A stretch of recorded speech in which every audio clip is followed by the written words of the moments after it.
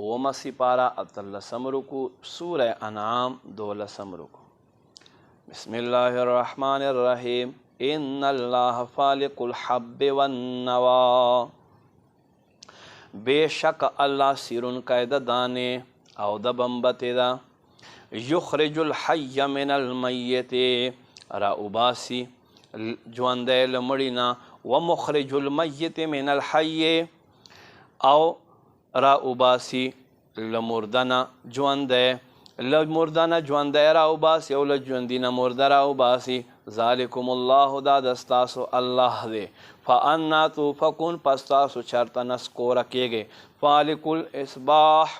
سحر ناصرن کا وجعل اللیل سکنا وی گرزول شپا لپاره د سکون وجعل الشمس والقمر حسبانا نمر او سپوږمۍ وګرځول بطور حساب ذلک تقدیر العزیز العلیم دا ټول نظام اندازه کون کی ذات غالب علم والده وهو الذي اغذات جعل لكم النجوم وی ګرځول ستاسو د پاره ستوري لتهتدوا بها في ظلمات البر والبحر چې تاسو د وچې په تیارو کې او د دریابونو په تیارو کې لار په لټوئ قد فصلنا الآیات لقوم یعلمون بېشکه مونږ نښې مفصل بیان کړې علم والو دپاره وهو الذي اغذات انشأکم من نفس واحده چې تاسو یو ځان نه را پیدا کړئ فمستقر ومستودع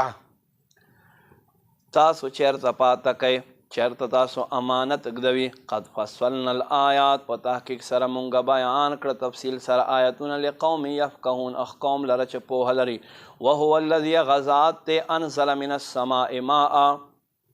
آسمان نے اوبر راښکته کړې فاخرجنا به نبات کل شیء پس په دې سره د هر یو شیز را پورته کړو فاخرجنا منه خضرا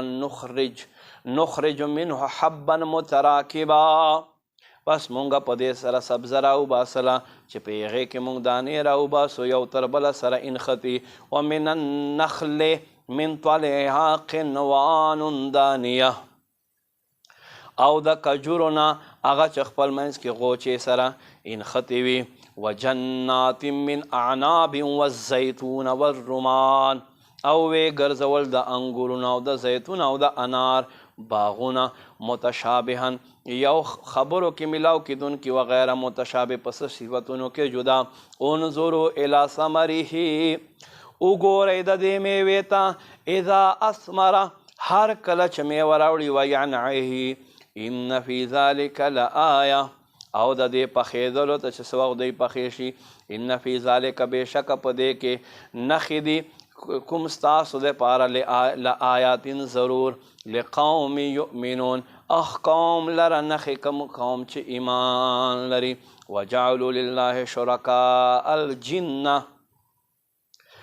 دې خلکو الله سره جنات شریک کړل وخلقهم او حال دا دی چې الله پیدا کړي وخرقوا له بنین و بنات بغیر علم او دی الله دپاره زامن او ځان نه بغیر د علم په جهالت سره وګرځول سبحانه پاکی دی الله لره وتعالی اوچت عما یصفون هغه چې دوی خبرې کوي